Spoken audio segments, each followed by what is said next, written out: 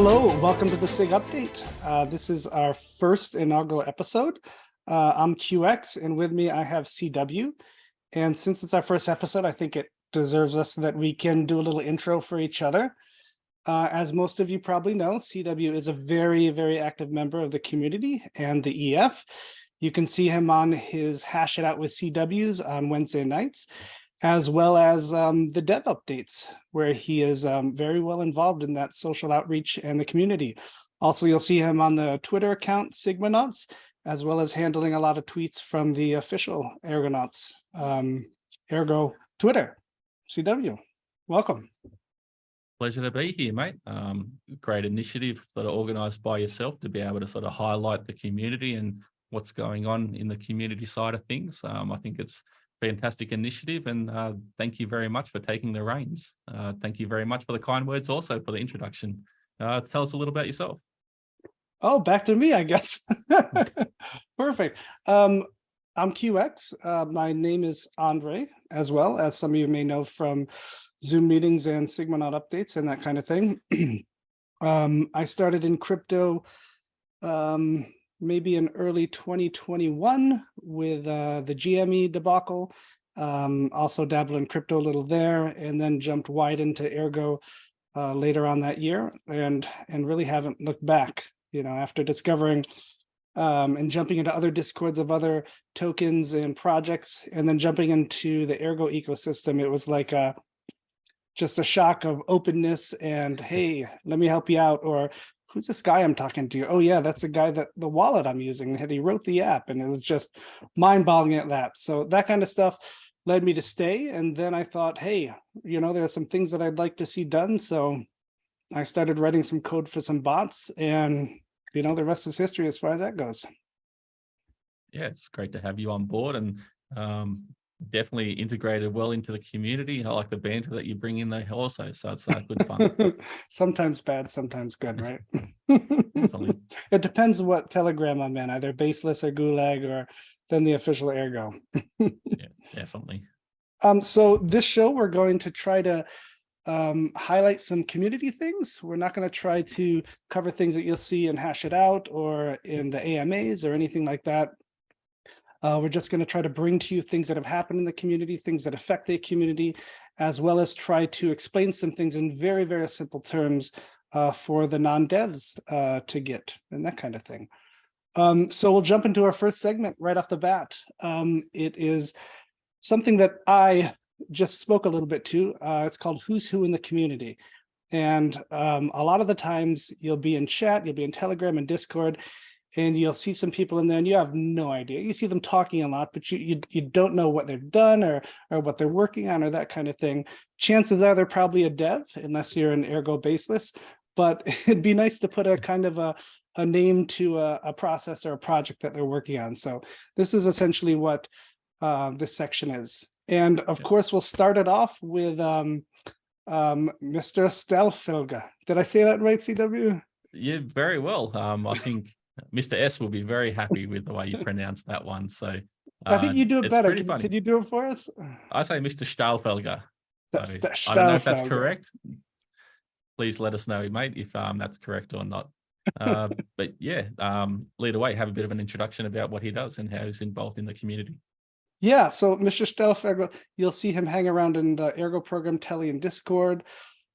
He's the one that created the Ergo wallet for Android and iOS that a lot of us use and love. You can generate cold wallets with this even as well. Scan payment QR codes from other users or websites. You can add a feature that I really like and I use for like my Tipper bot and a couple other wallets that I don't really do transactions from mobile. I'll use the read-only mode where you simply just pop in the address and it's instantaneous that you have tracking of all your assets inside that. You can't send, of course, but that's the purpose of that kind of thing. And of course, you can use a wallet to receive tokens and NFTs. So super, super nice guy to reach out to, answer a lot of questions. I think he's helping out, who do you help out? Ergflip this week in chats, I believe.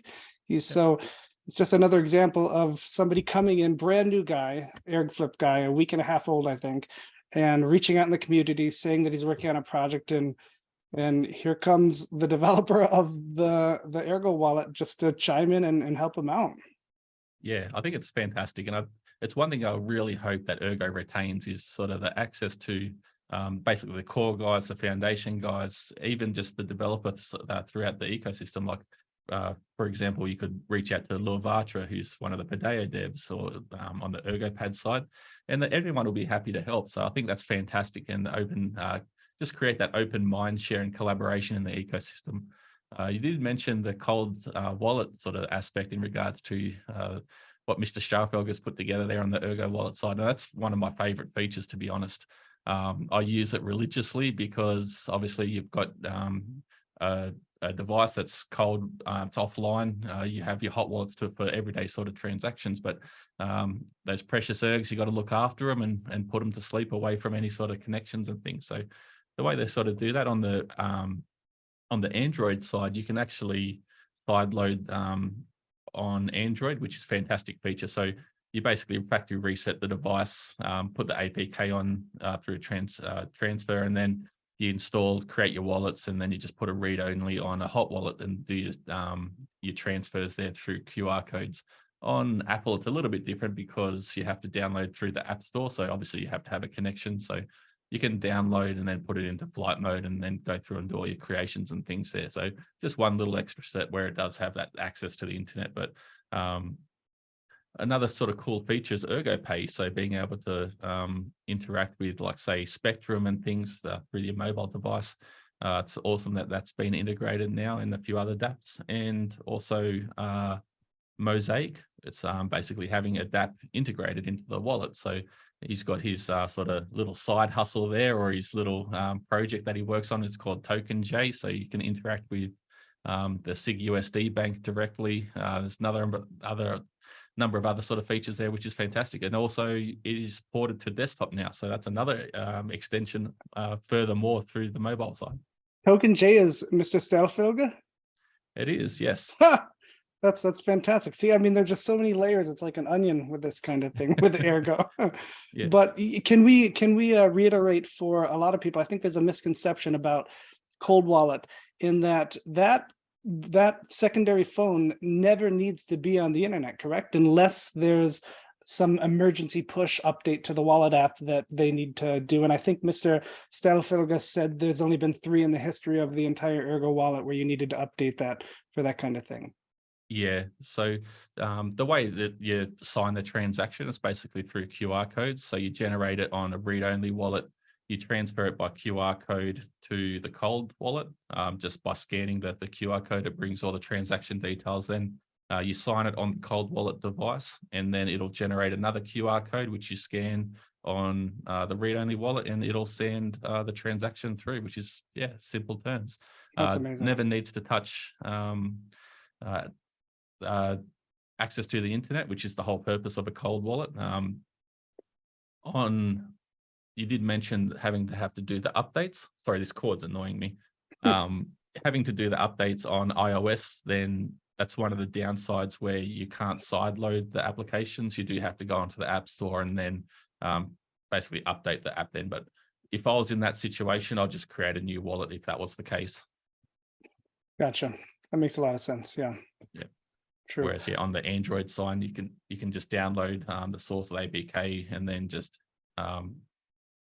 put it to a USB or disconnect your computer from the internet, things like that, and then just do the even sideload your own, even install your own ROM with an unlocked bootloader and that kind of thing too. If you have a really secure and trusted ROM that you use for your Android phone, then you can do that and then go right from there, which is fantastic. All right. Yeah, well, exactly.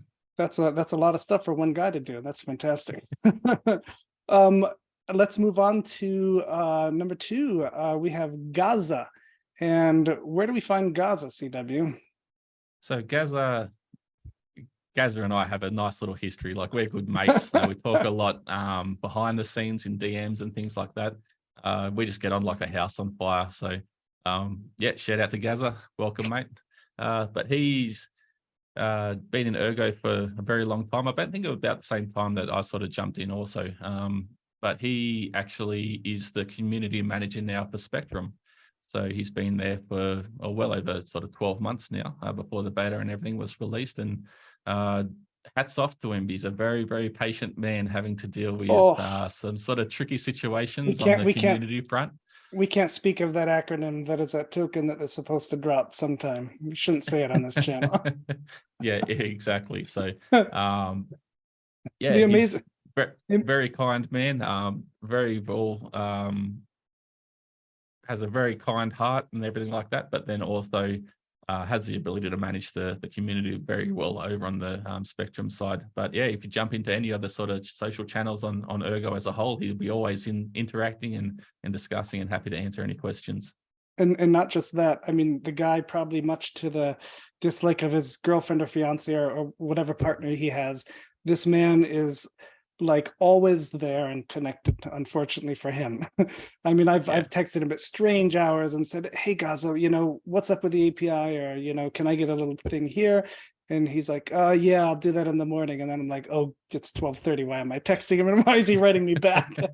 Yeah, Kind of exactly. thing. But yeah, He's also one of the ones who coined the term soon.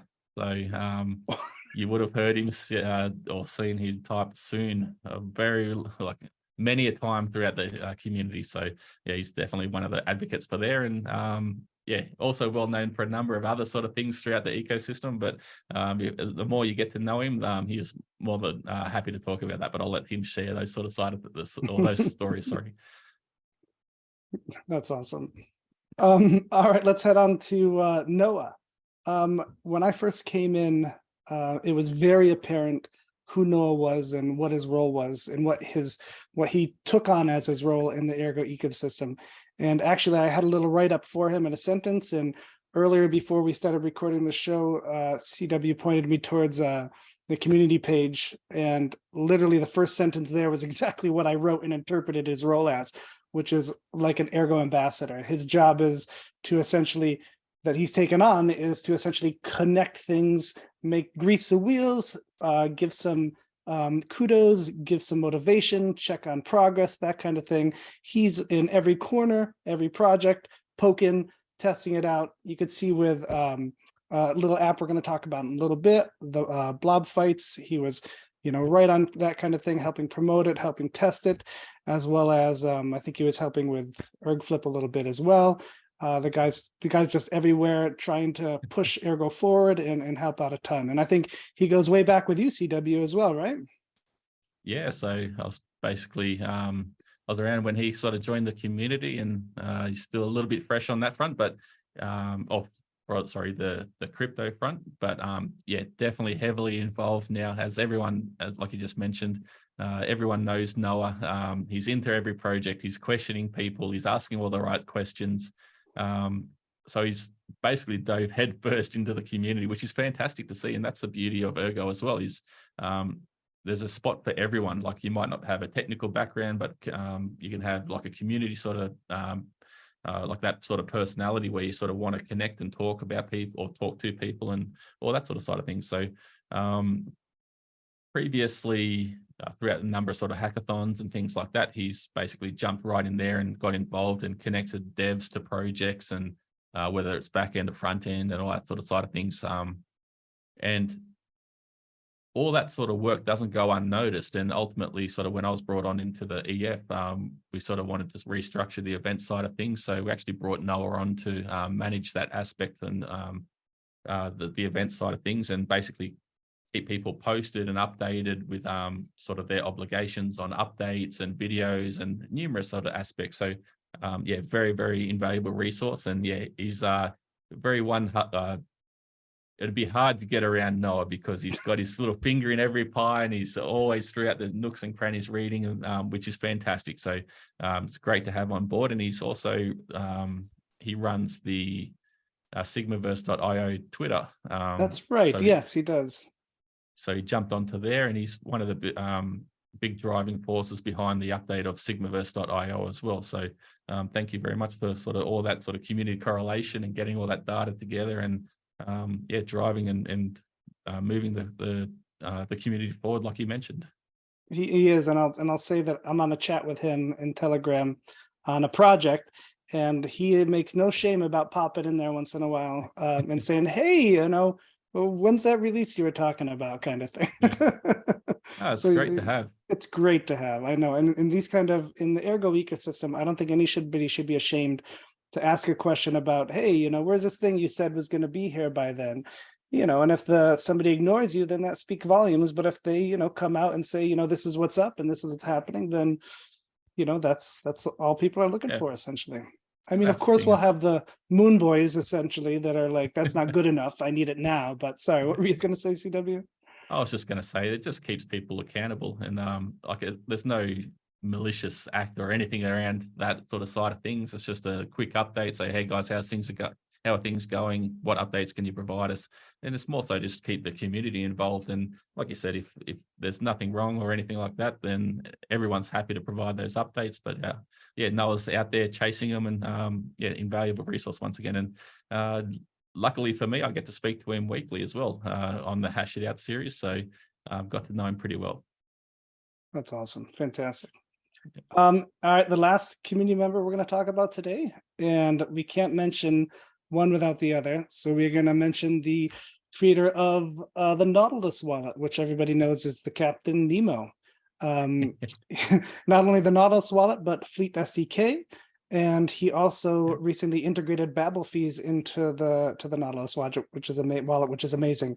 And honestly, Nautilus was the first jump I did from Yulroy. Is that how you say it, Yulroy? I say Roy. Yulroy. It's like when I was a kid and I used to read the Robert Jordan books, those big, thick, fantasy books. And then I would speak to my friends about it. My name pronunciations would be so far off from normal. So I'm always very self-conscious about that kind of thing. If you don't hear it, then you just kind of have to guess. Yeah. So that's amazing. I actually downloaded the for the Babel fee integration that Captain Nemo has done. Excuse me. There is a unpacked Chrome extension that you can download from his GitHub. You can pack it up and bring it right into Chrome, and it's amazing. I sent his wallet, his test wallet, some love as a TXV, which works, and a few other non-ERG transactions, paying with tokens, which is fantastic. And we're going to talk about that actually in the next segment about how that works. But I'm sure you know more about Captain Nemo than I do, CW. Well, Nemo basically came onto the scene. When was it? It was probably about 12 months, if not a little bit earlier ago. And it's basically sort of, I think it stemmed from basically the troubles that ErgoDex at the time was having with Yoroi and the DApp connector aspect. So there was a thorn in everyone's side. There was transactions failing. Things were taking forever. It wasn't syncing properly. And it basically was a bad reflection on ErgoDex, to be honest, because people trying to interact with the DEX itself, that's the user experience is through Yoroi. So they thought the experience was generated through ErgoDex, but ultimately it was Yoroi. So it was sort of highlighted, and then Nemo jumped on and basically created Nautilus in, I don't know, the updates were pretty fast. So I think it was integrating like a DApp connector in like 2 weeks and a number of other things. And I remember doing some initial testing. I've got a wallet with sort of 14,000 plus UTXOs, and that's basically from running an Oracle and how dusty the reward system is on that side of things. So being able to jump on to Nautilus and sync that wallet, and it took about 2 or 3 seconds, whereas on Yoroi, it just basically blew it up. So spin. So I was pretty, I had my mind blown by that, and being able to jump into the ecosystem and then interact with the DEX properly. People were actually surprised at how efficient ErgoDex was then working, having the right tooling then to be able to interact with it. So yeah, fantastic person. Once again, if you want to jump onto their Telegram channel or even just send a DM, I guess always open to discuss issues and ask questions about, like you mentioned, you can have sort of correspondence there. It's no problem. And like I said, well, like we've discussed earlier, having that open sort of discussion in the ecosystem, it's just, yeah, fantastic to have. And Having then on that a side access, note, on a side note also, some pretty spicy tweets every now and again on Yes. Twitter. And probably well renowned as like a GIF champion. So where they find the GIFs from, I've got no idea, but there's some pretty cool stuff out there, and it cracks me up every now and then. He's been very busy the last few days tweeting for sure as well. Yeah. And I have this written down here that I saved from someone. I don't know who said it, but they said it in the Ergo platform main telegram, that Captain Nemo is the bastion of Ergo community integrity, essentially. That's very nice words, I guess. But I remember joining the Nautilus channel back when there was no icon on the Telegram, and he was running a little competition for logos, and I sent a logo in. It was like a straight on submarine. It looked very like old time mariner style. Not as nice as the logo he chose, of course. But I remember the guy just sends me 10 erg, and this is back when erg was like $5, and I was like, what? You didn't even use my logo, but I'm participating in you're showing me kudos for that. And that's just one of the things that really stuck with me back then. Yeah, huge advocate for open source as well. I think for the number of people out or something along those lines, you see the question, the tweets and things always sort of throwing shade where it's deserved, and huge advocate for open source, which ultimately drives everyone forward. So you mentioned you can sort of compile everything through the Chrome extensions and things through the Git. Everything's open source, and you did mention Fleet SDK as well. So having that JavaScript software development kit there as well to be able to jump on there and do your thing. There was there was an example of how to create a transaction in, I think it was 2 minutes or something. 2 minutes, exactly. Recently he's got the video on his Twitter, I think. Yeah. Absolutely amazing. And it's stuff like that immensely lowers the barrier for anybody else trying to come on. When I was writing for ErgoHack 5, I have no idea how to interact with the blockchain. I'm used to doing SQL code in the back end with some basic front ends of inputting and showing data. And that was my shtick, and as well as bots, and no idea. So I jumped in and I saw that there was ErgPy, which was made by MGPy. Same kind of thing. He's built Python interaction with Ergo. And I was able to just use the code that I know to interact with Python to send the transaction, and the barrier was just removed. Absolutely amazing. There was a professor at the school that I teach, a very famous professor, Don Greenberg, the father of computer graphics, they call him, has some really good words of wisdom in one of the lectures. I'm going to try not to butcher it too much, but he says that there are these barriers or these ceilings that you can't get through, sometimes. Like he started off with saying with VR, they had VR forever. He said they've had it for 20, 30 years, where they could have goggles on the head, but there was always a head tracking and refresh, and it just wasn't quite there. But he said once that one thing is figured out, then it's just a floodgate. It's like triples and quadruples of progress immediately after that. It's like there's a dam, water's building up. As soon as that one little thing is figured out, so much more is possible beyond that. So I feel like these things like Fleet SDK, like ErgPy by MGPy, are just these kind of little pathways over this bridge that let the floodgates of so many other things come through, which is only great for the Ergo ecosystem. Yeah, it's a great little analogy there, and that's the way I see it as well.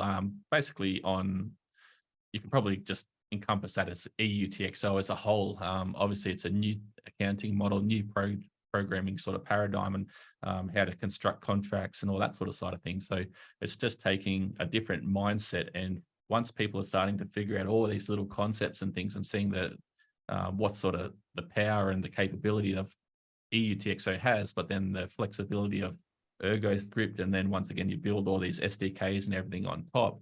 It's just building up all this resourcing for anyone to come into the ecosystem and then just basically run. So everything's, well, I'd say 99% of things are open source, so you're not reinventing the wheel. You might have a nice idea and you can take a little bit from there and here and sort of get it together and basically run with it. And that's another beauty of Ergo.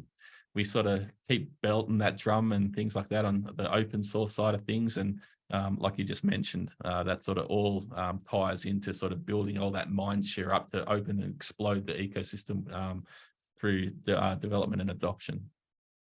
100%. Fantastic. Yeah. All right, let's well, that took a little more time than I thought to talk about all those amazing people. So let's head on to our next segment, which is called Dev Updates for Dummies. And this is named after Here's a those yellow dummy. books. Yeah. Um, so the first thing I'd like to talk about is something that confused a lot of people, and that is Babel fees. So Babel fees, as CW mentioned earlier, was really one of the first community EIP pushes of code that made it to the blockchain. Is that what you were saying, CW?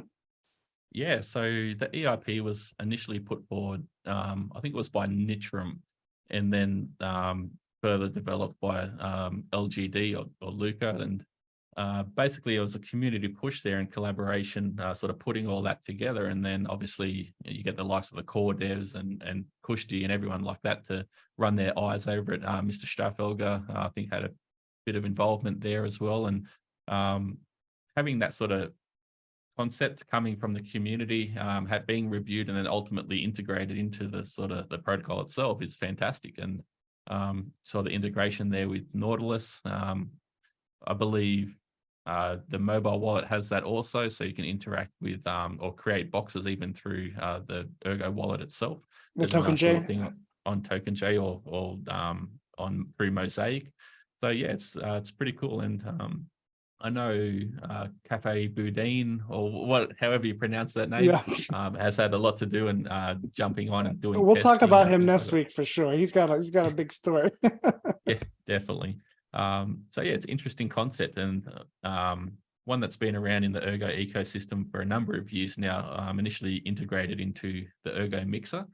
So you can basically pay for transaction fees with SigUSD on that front. Obviously, with some research and on the Cardano side, they basically formalized the theory behind what a Babel fee is and things like that. And well, basically made the term sexy of Babel fees. And here at Ergo, a little bit of discussions and things like that basically started at the start of the year around Babels. And yeah, ultimately we see that integrated here on our blockchain, which is fantastic to see. And what it allows is being able to pay for transaction fees in native tokens. So anything that's outside of ERG. So yeah, there's a number of use cases that can be very handy for. So to break that down very simply, when I make a transaction, when I want to, let's say I want to send you money, CW, I want to send you some ERG, not even. Let's say I want to send you love, which I'm a little biased about my token. So I want to send you love, but I want to do it from, let's say, my Tipper wallet, okay, that has 0 ERG in it because I haven't been tipped ERG, let's say. Every transaction costs a little bit of ERG, and that's 0.001, I believe. ERG. Some wallets will charge 0.0011 or 0.0012. Some exchanges charge a fee on top of that as well when you transfer out. So I want to send this to you. It's going to cost me that 0.001. But with Babel fees, and from using the UI that Captain Nemo made in Nautilus, I can zero out and put that I want to send you 1 love. And then down below, I can say, instead of ERG, I would like to send this in love as well. So essentially, I'm sending you pure love. And what this does, and I actually checked with Captain Nemo in the morning, this is not a separate transaction to convert from love to ERG to pay the transaction fee. It's done in one swift auto shot. All of it's wrapped up together, sent, transferred, and you get the love. The transaction fee was converted to ERG to pay it from the love that I sent as a TX fee, and all is good. Yeah, it builds. There's a number of sort of use cases, especially on the DeFi front, which can be utilized. So you can come into the ecosystem and say you get tipped Comet and you don't have any ERG in your wallet and you want to sort of transfer it to the DEX or something along those lines. You have that ability to do so, spending your transaction fee with Comet. But what I really find fascinating is combining it with smart pools. So you might have like a FIMO, that's a term coined in the Ergo ecosystem. It's a first initial miner offering. So basically you create a project, and then you want to distribute tokens through or to miners and have basically a fair launch, or you can even mimic how Ergo was launched. And in doing so, me as a miner connecting to that smart pool, I'm only getting, say, your love to my wallet. So in doing so, I then, if I wanted to transact previously, I'd have to go and then purchase ERG, transfer it to the wallet, and then being able to transact out.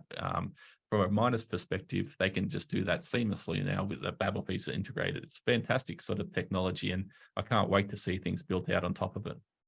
And I mean, it was one of those things where you heard whispers of and you heard talkings about, and then all of a sudden, boom, here's a, Captain Nemo showing it being done on his wallet. And you're like, wait, what? What just happened, kind of thing. And that's the amazing thing about Ergo, is there's no barrier to that. If you want to do something, you do it. If there's a hole, then pick up a shovel and fill it. Or if there's a high shelf, build a platform to get up onto it, kind of thing. And this is a perfect example of that kind of thing. Yeah, most definitely. Very well said. And opens up many possibilities on the DeFi front, like I just mentioned. Awesome. All right, let's move to the next one, Rosen Bridge. And I know there's been a lot of explanations. Arminio, Joe had a good explanation of it on, was it Hash It Out or was it the AMA? It's one of the ones I watched recently. Yeah, the most recent AMA. The most recent AM, he had a pretty good explanation of it, almost, to the point where I didn't want to mention it again, but I don't think it hurts to mention it again and how it works. And Rosenbridge was integrated or made by MH Sam and his team. And it really allows a swapping of tokens from one chain to the other. And in very, very simple terms, and CW, please correct me or stop me or whatever you need to do. Let's say we take Cardano. We'll take that chain. And we have a series of watchers on that chain. And those are watching for the what am I trying to say? It's watching for a transaction that wants to jump the chains. Once the watchers see that, they build the box. Then there's another set of things called guards. These guards, there's many of them. I think they said today you can have 30 on a chain, I think. Did I see that today? There's a currently guard set of 30. The guard set of 30. Yeah. So these guards will watch those boxes. And the purpose of this is so that you don't have the guards busy watching everything. That's the watcher's job. They'll create that box. The guards watch those boxes. They see that request. They then verify that's actually legitimate. They reach a consensus, and then that's when it's triggered for the other chain, Ergo, because we're going that way, to release the tokens on that side, essentially. So all we need on the other chain, like ADA or Bitcoin, is a multi-sig wallet in simple terms. Is that pretty close, CW? Yeah, very simple terms, very high level discussion. Or example there, exactly what it is. So the very ergo, or it is an ergocentric framework for the bridging sort of side of things. And the cool thing about it is it's just basically using all of Ergo's security and assumptions, Ergo script and the proof of work side of things, and just applying that to sort of the bridge itself. The smart contracts are only running on Ergo. They're not deployed on chain X or chain Y and integrating more sort of attack vectors on that front. Like you mentioned, it's just integrating or utilizing a multi-sig or a threshold signature on chain X or chain Y. And then you've got basically the two-factor authentication then with the watches and the guards that's even further distributing power, which is fantastic. One can't act independently of one another. So it's just a sort of another layer of transparency, trust, and hopefully security on that front. And the amazing thing that you mentioned earlier, before we hit the record button, unfortunately, is that it's not only a one-stop shop in the future. The idea is that Ergo will become a hub of this. If somebody wants to go from ADA to Bitcoin or Bitcoin to something else and not stop at Ergo, there hopefully can be able to do that in the future transparently or automatically, where you're not pushing any extra buttons or that kind of thing. Yeah, and that's it's one thing that a I lot mean, of that's people like, sort of haven't realized, and I actually confirmed it with MHS. Uh, Basically, it allows Ergo to become a hub of, like, a bridging hub of the industry. So, like you just mentioned, as on that example, if you want to put Bitcoin onto Cardano, you can do so, but it doesn't have to go through Ergo. But Ergo acts as the consensus layer for that to be able to happen. Uh, yeah, you could go from Nervos to BTC, or Nervous to ADA, or yeah, numerous sort of things. It doesn't have to be Ergo to Bitcoin or Ergo to Cardano, and then from Ergo to Bitcoin to do that sort of jump. Yeah, it just goes one to the other, and everything's sort of running on Ergo and utilizing Ergo security, like I mentioned earlier. that's absolutely amazing. And the great part about this too is that, for the people in the know, at least, if they have questions, they can just check the code. Yeah, exactly. All the my understanding, all the repos now are all public for the bridge framework. Clear, transparent, how everything interacts and things like that. So it is deployed on both the Ergo and Cardano mainnets currently in a soft launch sort of form. So it's just a lot of sort of refactoring and refinement there, and ultimately testing and hardening sort of the process before it's sort of gone to a public beta. And yeah, just obviously we'll sort of see that with time, and with time is the sort of hardening of the protocol, and hopefully everything is well. So yeah, it's fantastic to see that create that opportunity for the industry, not just Ergo or opening up the Ergo ecosystem. It basically can open up the entire sort of crypto industry. And I mean, my mind is still blown from just learning that tonight when you were talking about it earlier, that you can go right through and Ergo can be the consensus or the authoritative mechanism there to Yeah, enable you to lock tokens on one and go to a completely different chain and bring them over there, kind of thing, which absolutely amazing. pretty cool, Um, isn't it? yeah, yeah, absolutely awesome. I mean, that's I mean, there's nothing but good that hopefully can come out of that, knock on knock on wood somewhere, Yeah, my knock on goodness. wood. And obviously there's the disclaimer as well. We've seen, I think, upwards of sort of $2 billion in bridge hacks and things like that. So obviously time will tell. That's ultimately sort of deciding factor. There's a lot of sort of thought processes gone into this. MHS does have a security PhD and all these sort of side of things. So very well educated, spoken to a lot of people throughout the industry. And a lot of research has gone into this sort of framework.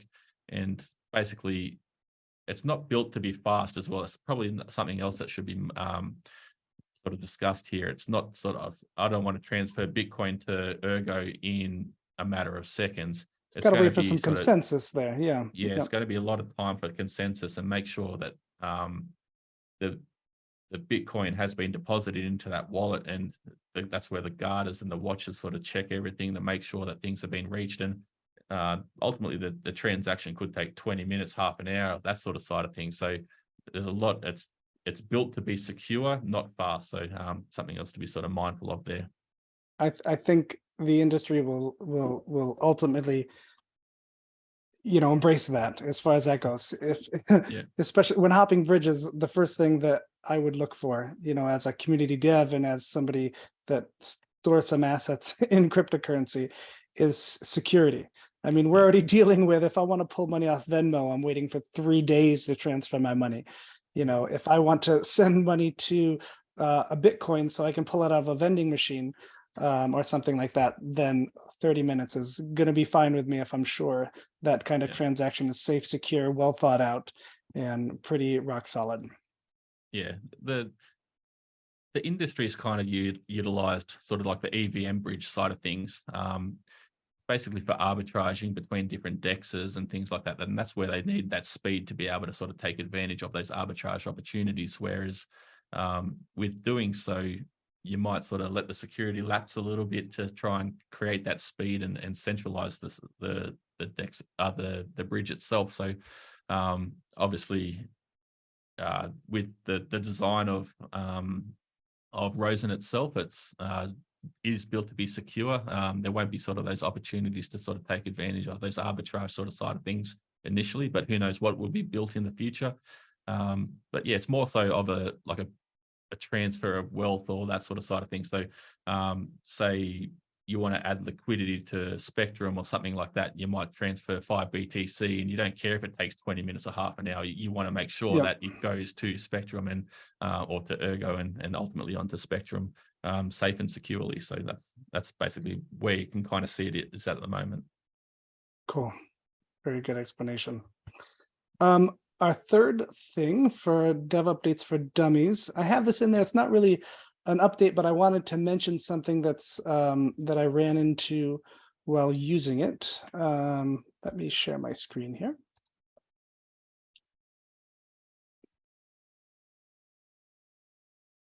Duck pools. We've heard a lot about this on the chats recently, right? Yeah.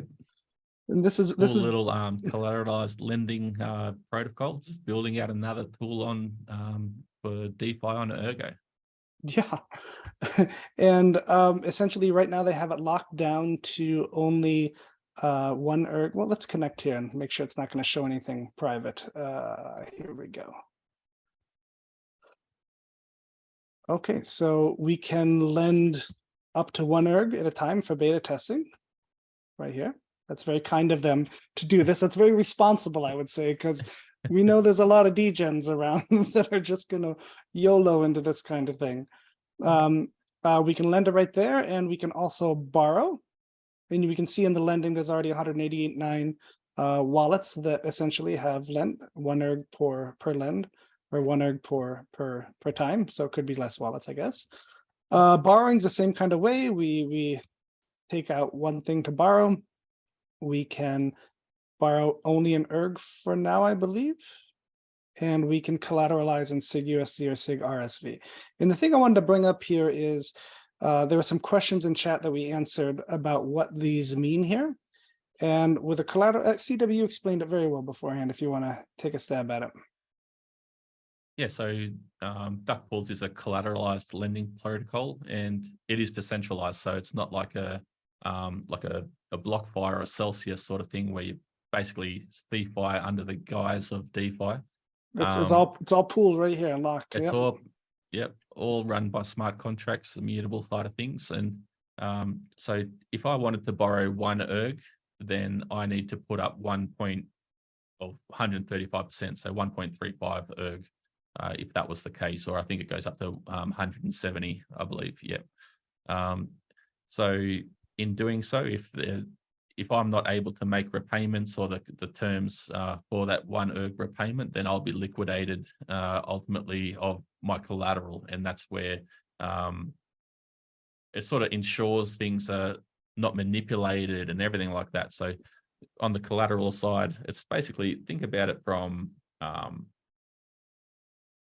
you could use a car loan, for example. If you've got a secured car loan, the car itself is the collateral against that loan itself. It's a little bit different because it's kind of under collateralized in that sense, being a depreciative asset.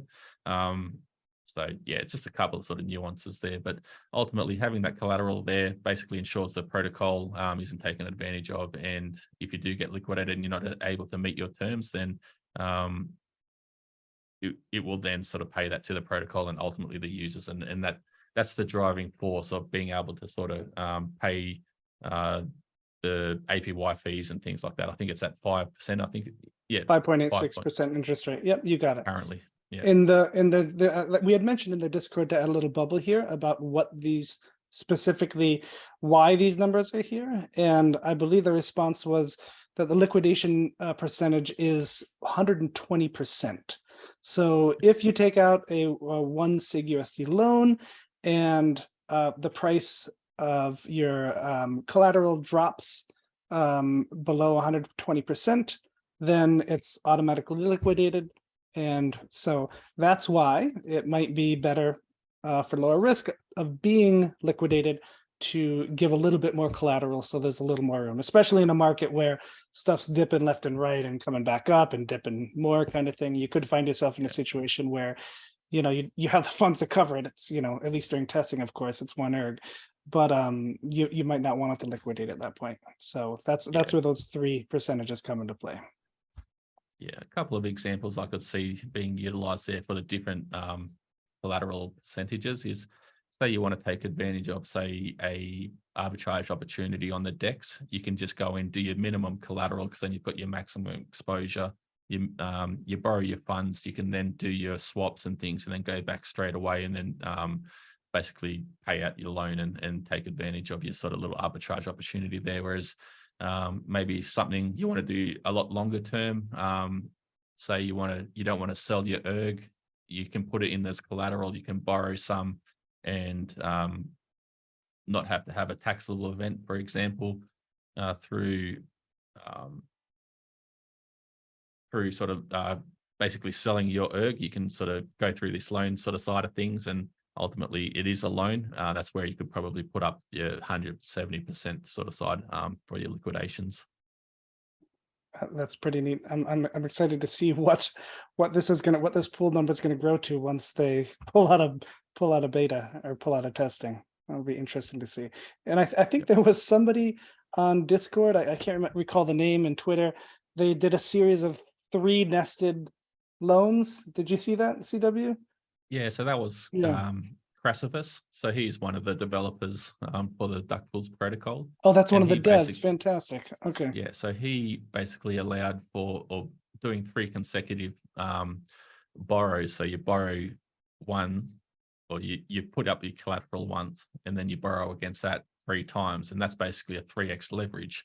Obviously, a little bit more risk there. You've got more exposure to the market and things like that. So yeah, just obviously the age-old saying, which is pretty well renowned in the Ergo ecosystem, manage your risk and trade well. Obviously, interacting with the default side of things, you have to know your assumptions, and that's something that you're sort of you're going to mention in regards to that KYA side of things as well. Yes, good point. Very good point. And I think you guys chatted a little bit about this on the show or the AMA, or somebody mentioned this as well, same kind of thing, which is good for everybody to know that. Hash It Out. Yeah. Last week's Hash It Out. Yeah, awesome. All right, well, that's done with the dummies segment.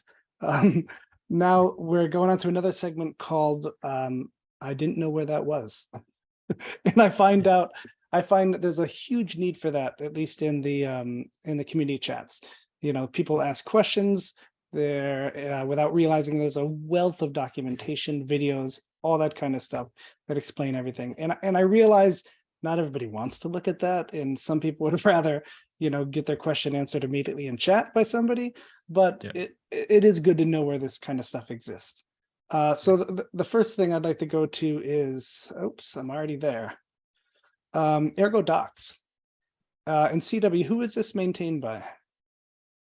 So it's basically a culmination of numerous resources. So the Ergo ecosystem, pretty broad reaching and things like that. So there's been posts on forums and numerous sort of things. So this is basically correlating all that data, and Glasgow's taken the initiative there.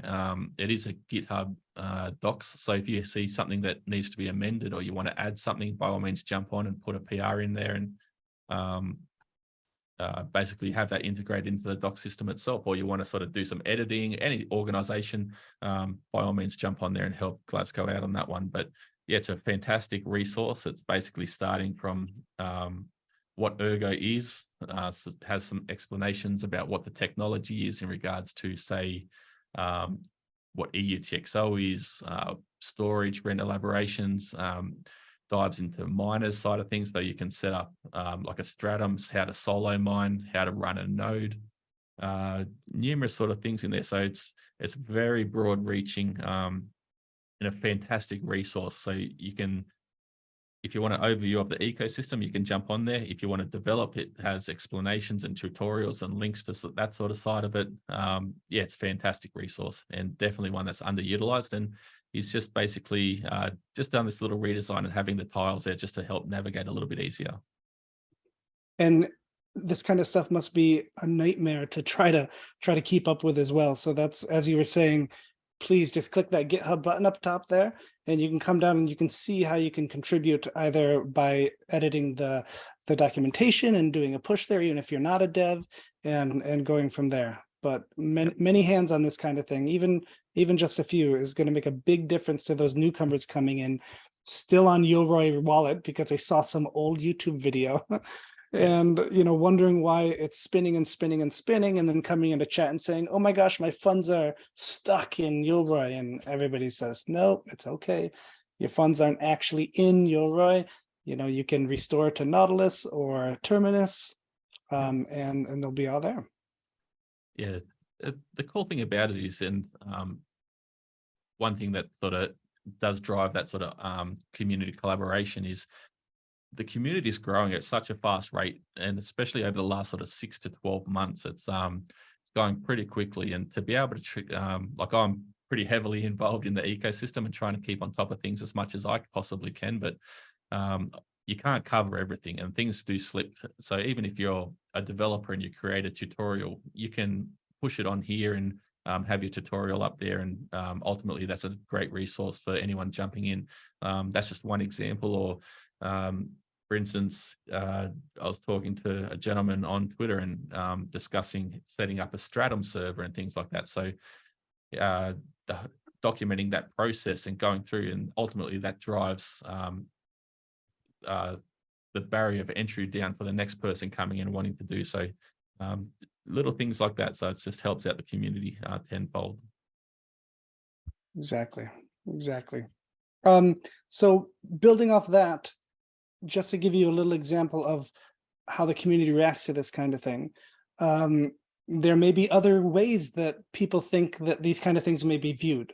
So there's one person in the community that said exactly that and said, hey, look, I can also take this kind of stuff and put it in more of a look that may attract a different base of users, that are used to a different kind of look. So he came up with this. This is his essentially, it's AirCube. It's a little conglomeration of a ton of YouTube videos that are content creators, DApps, wallets, Ergo games. He's got my price bots here on the side, feeding him data here. So this is a community, and I remember when this guy first came in, Ergo Design was his name, his handle. He said, hey, I'd like to make something like this. Who do I ask permission for? And No, you don't have to ask permission in Ergo. Just like you said earlier, if you see a hole, grab a shovel and fill it, or if you see something sort of out of reach, build the ladder to get there. This is a perfect example of community member jumping in and building a very valuable resource for the community itself. Exactly. All right, fantastic. I think that covers our I don't know where that was segment.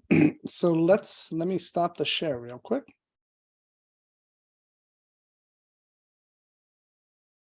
All right.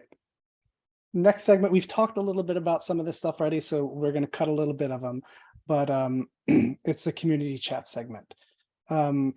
Essentially what has been talked about this week in chat, what's going on in maybe even baseless or trading or mining or that kind of thing, anything that really sticks out as notable to mention that you may have missed, because sometimes I'll wake up in the morning and there'll be 300 chats in baseless and I'm like, oh my gosh, what has Sahar been up to, or that kind of thing. Yeah. and it's really tough to catch up, especially if you have a 9-to-5 job and that kind of thing. So this week and some of last week and some of this early week, there was a lot of chat about cold wallets, which you hit before, so we don't really need to touch up on that again. But it was very apparent to somebody, and I can't recall their name right now, but they were speaking about Ledger and what they could do with their Ledger, and then they discovered, and I think Mr. Stelfelga came into the chat and discussed some things too, which is of course amazing, and even gave some specs. But this new user recently just realized that, oh my gosh, I can use my old phone as a cold wallet. In his mind, that gave him the comfort of security that he would have gotten from Ledger. I'm not saying that it's equivalent, of course, but for him specifically, it gave him that comfort that was enough to say, wow, how come more people don't know about this? This should be plastered on the front page that says use this instead of Ledger, which of course people backpedaled on a little bit, but you get the idea. But that was really nice to see the community come together there, help them educate on how to do it, have the wallet dev actually come in and chat about it based on that, and give some information on what phones you could use and how old you could go, and even let them know what phone he used as well Yeah, for that kind of thing. yeah, most definitely. And we saw sort of what happened in the industry sort of the last couple of weeks, even just this year, to be honest. Um, and the big push there for self custody. So a lot of people still do keep their coins on exchanges, and They don't know obviously any we know, better. They don't. Yeah. yeah, obviously we know not your keys, not your coins, and ultimately you see an exchange go down, or say a DeFi protocol or a CeFi protocol sort of go under, and if you've got your coins on there, then you don't have access to them because you don't have signing rights of that coin. It's in the exchange wallet, and they ultimately it's in their custody. Can you So specify for the users, for the people watching, when you say exchange wallet, you mean an exchange wallet, right? It's not like it's in a little separate bin just for that person, correct? Or am I overstating that? It's in one big bank account, and your little wallet on the exchange just says that you have access to that. It's very similar to a conventional bank in that basically, matter. yes. So in essence, an exchange sort of runs their own little ledger and sort of monitor who owns what. So in Erg's case, you've got an Ergo wallet. They've got custody of that Ergo wallet. You deposit into that Ergo wallet. How they distribute things there, it's basically a little internal ledger, and that's how they monitor things on the user sort of side of it. And then when you withdraw, it's actually coming from that big pot into your self-custody wallet. So ultimately, if you do have coins on an exchange, it's in the exchange wallet. They have control over that. They have custody of what's in that wallet itself. So if it's they don't want you definitely to one. have that money because something's happening, what happens, CW? Well, ultimately, if things go pear-shaped, then they take custody of what's in that wallet itself, and the users are the ones that ultimately sort of are burned by that process. So there is some sort of incentives there to be able to keep coins on their wallet, and obviously created by the exchanges, and that's through trading bots and things like that. And what that then in turn does is drive fees and ultimately revenue for the exchange itself. But with sort of some dodgy practices that we've seen ultimately come to light over the last couple of weeks, and the exchanges then are using customer funds in that wallet to be able to sort of send and lend out. And yeah, we all see that spiral out of control pretty quickly in regards to sort of when we see a run on the bank or the exchanges not having the liquidity there to be able to pay out to their clients. So I'm a huge advocate for self-custody, jumping on an exchange, being able to purchase and or sell and come straight back off. I don't have any funds on exchanges. You see numerous time and time again, people getting burned and things like that. So yeah, obviously manage your risk, trade well, and ultimately, yeah, that's having that self-custody side of it. The cold wallet feature there from Ergo Wallet, huge. I'm a huge advocate for it. I've got big hands, so playing with a little ledger, there's not my sort of favorite things to do. I like having all the information displayed on one screen, being able to check wallet transaction details such as the amounts, the addresses, the TX details, all that sort of stuff on one sort of screen. I like being able to go through that. And just an update on Ledger. Might have had a little bit of a breakthrough there. So Are you the revealing it guys, right now on this show, CW? just a little, well, I'm just providing a small update. So the guys have been able to sort of gone through and they've refactored a bit of code. So it is in active development. So we do hopefully see the release of Ledger soon. That's awesome. So So, I think I'll get one just to test it out, just to know how it works and that kind of thing. I'm still, and as you were speaking earlier, it reminded me of my first scare with a CEX, with a central exchange, and I think those maybe don't come enough to scare people into holding your own keys. I think I was doing the typical buy on Coinbase because I'm a US customer, transferring to Qcoin to get some ERG and send it to actually I stayed in Qcoin for a little while. But there was one time where I was sending something to Qcoin and it just stayed there. and it said stuck on confirmations. And I looked at the blockchain and I was like, and I sent support and I said, guys, this has like 200 confirmations. What the hell's going on? And they're like, oh, we're sorry. There's an internal confirmation system that it has to go through. And we need 2 confirmations on that internal system. Right now, it's only 1. I sat there for 5 days, maybe. Meanwhile, the market's, doing what the market's doing. And I'm like, what the hell's going on? And so, as soon as I got in there and I could swap, I brought it back out and made my Nautilus wallet, or the Yoroi. And well, I have to say Yoroi's in the past. I have to state that. I made the Nautilus wallet and transferred it there, and all was good. And I will say that initial hurdle of not being able to call somebody and say, hey, I lost access to my account. Can I get in with my, here's my driver license, here's this, where you could do it at CEX. You can't do that when you hold your own keys. You are responsible for it. And there's many people that, they say, oh, we CNC it or etch it on a steel plate and it's buried in 3 different locations that are in my head, in my backyard kind of thing. That's fantastic. But remember, they're your keys. You mess up, it's done. It's gone. There's no recovering it. On other blockchains, in Ergo, at least storage rent will recover it for other people in the future. So it's not lost to them, at least. Yeah. And that's an interesting fact as well, management of the seed phrase. So you might have a hardware device itself, and that's being able to sign the transaction, but to be able to restore the wallet, you need your seed phrase. And that's a whole new kettle of fish, a whole nother kettle of fish as well. We can talk about that next week for an hour, probably. Definitely sounds like a plan. All right, awesome. We got 2 more things in community chat segments. And I know this was last week, but I just wanted to mention again, Blob Fights was a really cool little app that came forth, and I'll put it up on the screen. I won't share my screen, but I'll put it up on the recording. I made a couple blobs. I made 1 blob actually, and then I bought blob number 1, which I feel it's the first of first things that I've ever had. So I feel real good about that. But it's kind of really fun in how it's integrated into the blockchain.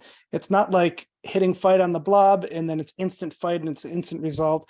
You literally have to wait for the TX to be confirmed, wait for it to go, wait for the blob fight to be processed and come. So it's not a quick process, but it's really fun. And it reminds me of the old days. I'm 41. I know I look 20, right?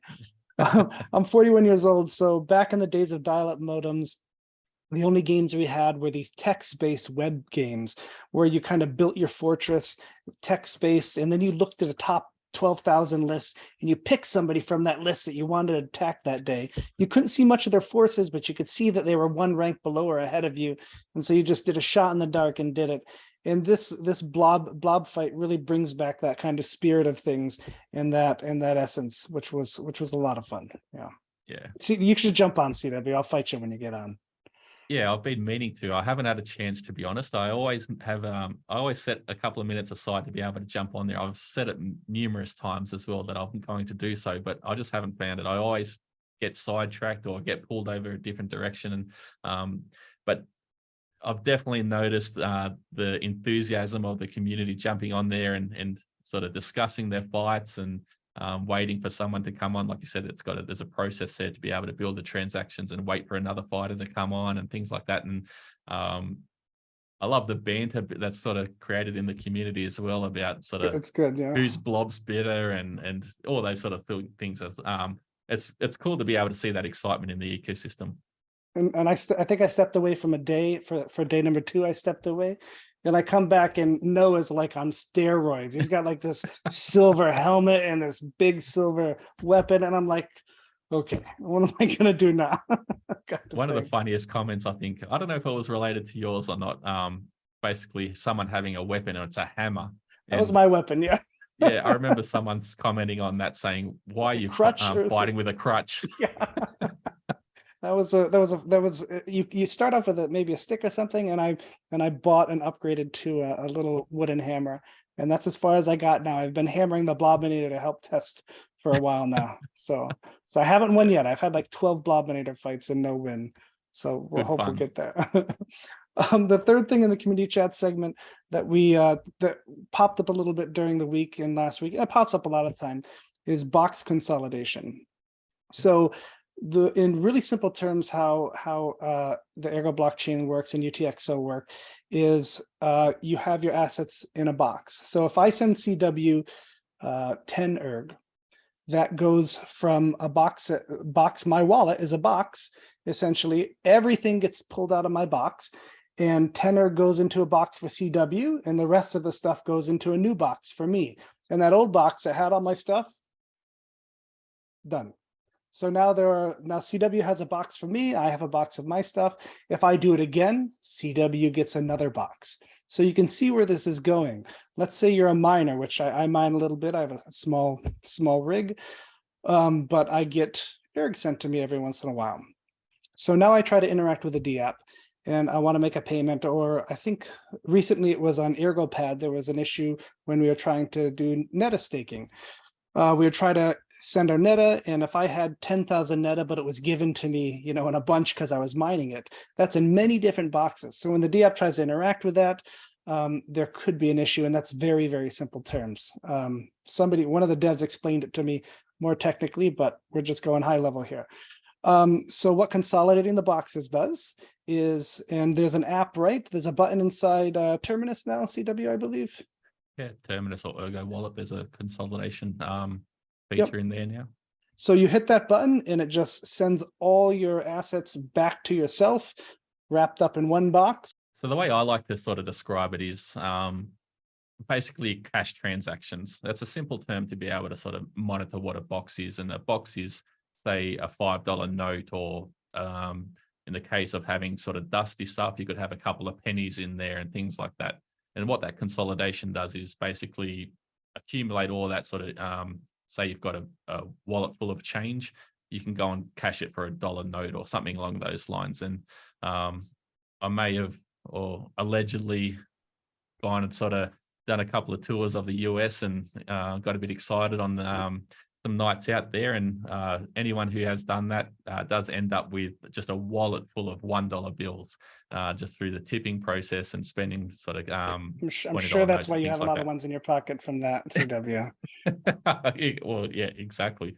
So what you do then is, obviously, you've got just a wad of $1 bills, then you can just go and change it for a 20 or something like that. That's basically what your consolidation process is there on consolidating boxes, or UTXOs in that case. Yeah, and I found too, it's happened to me, and it could be a bug in the D app, it could be just how it works. I've had it where I've had a wallet that I've known I've only taken 2 transactions into, and let's say I had 500 comment in one and 800 comment in the other, and I was trying to transfer via a D app to 1,000 comment worth of comment, which is a sum of those 2 boxes, and it failed on me. So I did a consolidate boxes, hit it again, went right through, that kind of thing. So usually that's my trick. The first thing I'd say to somebody: consolidate, try again, see what happens. Yeah, definitely. There's some nuances around the consolidation the spending process. So you might only have a limitation on how many inputs into the transaction you can have, which then determines the size of the transaction and things. So that's basically what it kind of comes down to. All right, awesome. I'll just be really quick about the next segment. Sigmanauts. I want to give a shout out to the Sigmanauts. CW is one of the initial few members of the Sigmanauts, knows how this works. This is a community grassroots kind of group, and I was going to, hopefully we can have Mark come in and talk about EF and Sigmanauts and how that relates to each other, and what EF's future is beyond 3, 4, 5 years kind of thing. But in short, Sigmanauts is, we're really trying to kick it into gear. We're really trying to recruit members. We've got a few subcommittees that we're focusing on. One's governance, 2 social media, onboarding more SIGs, that kind of documentation, and 3 is treasury. So those are 3 subcommittees that we thought were really important things that we need to spearhead and figure out before we start, really engulfing the ecosystem and bringing a lot of people on. So the way the process works is, if you're interested in helping out in the community, you can apply to be a SIGCAN, and I'll put that down below on how to apply for that. Once you're a SIGCAN and you meet some requirements that we'll have documented, essentially how you contribute to the community, what you contribute, your time that you can allocate to that kind of thing. Then you can jump up to a Sigmanaut and have voting power on bringing in more SIGCANs into the program, or overall general voting on how the SIGCANs are run and what they do, and that kind of community governance. So it's very, very important. And SIGCANs, Sigmanauts should really be seen as the community organization that will really sustain Ergo into the future, as far as that goes. So it's very important, and CW may have some words about that too. Yeah, definitely. It's basically sort of distributing power away from the EF and getting that community grassroots approach to numerous aspects in the community to be able to push initiatives forward. So a lot of people are saying or asking how can they contribute to Ergo when they come into the ecosystem. They might not have a developer background, or they might have a profession in a different field and things like that. And there's numerous ways that you can sort of apply that experience and sort of education into the Ergo ecosystem. So you might have like a marketing front, or you might have a graphics background, or graphic design background. You could be have no expertise on a technical front, but then you could jump on and have moderation of the community chats and things like that. So there's numerous ways to be able to sort of jump into the Ergo ecosystem and contribute and build up the sort of the resilience of the ecosystem as a whole. And ultimately, you don't have to have a technical background. Everyone can learn what's going on behind the scenes and ultimately apply that across the board. Having that initiative, like you just mentioned, being able to sort of build out the treasury funds or the management of the treasury and little simple things like that. I think it's fantastic that I'm sort of taking a little step back now as well. And people like yourself have taken the initiative to drive all these sort of initiatives forward. And ultimately, like you said, take all that sort of reliance on the EF away, and ultimately sort of, you did mention Mark was going to talk on this, but sort of ultimately make the EF irrelevant in the future and hand everything over to the community. And the Sigmanauts is just a culmination of people who are like-minded and want to sort of drive that force forward. If you have any sort of desire to do so, there's a little sort of snippet of what the Sigmanauts is on the website, and QX, you can link that down below as well. And obviously that does, there is a link there to apply to be a SIGCAN, and that ultimately is generated and fed into the Sigmanaut system, where people can review and things like that, and ultimately vote on and you have their progression there. So I think it's fantastic that the Sigmanauts are finding their voice and ultimately moving forward and driving this success forward by themselves. Yeah, I totally agree. It can be a lot of work, and you got to be careful.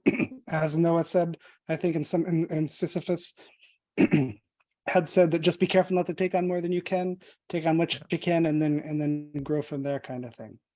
Awesome. Exactly. Well, that pretty much wraps it up, CW. I want to remind everybody that on Wednesday, CW's show always comes out, Hash It Out with CW, which is absolutely fantastic. I look forward to it every week. The dev update channel, it may be a little high level, but please feel free to join the Discord for the Wednesday morning dev updates at I think it's 8 a.m. my time, which is Eastern. And then that dev video comes up on every Sunday, which is fantastic to watch as well, with CW and Joe Armenia. And then this new series that comes out every Friday night. As long as you guys keep trucking in the community and we can think of things to talk about and inform you about and dumb down as well for people that aren't devs and want to see that, then we'll continue to do this.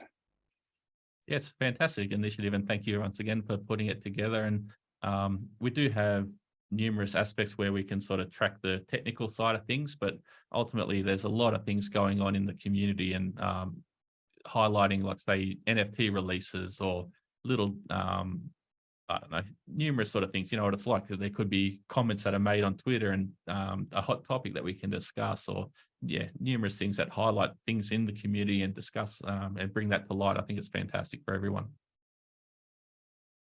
Exactly. Awesome. Thanks so much, CDW. I'll see you next week. Yeah, it's been a pleasure chatting, guys, and thanks everyone for tuning in. Have a good one.